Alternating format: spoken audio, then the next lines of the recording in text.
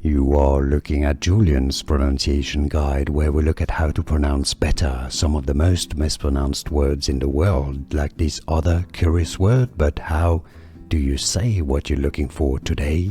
Let's learn once and for all how to pronounce this word, originally from French. French is motif, and in French, even if it's plural with an S, you wouldn't pronounce the S, but it's also become an English word now. It's been borrowed from French, and therefore in English you do pronounce the S. So in English the singular is pronounced motif, the plural is pronounced motifs. Motifs. Okay, you have a pretty long "if" sound. Motifs.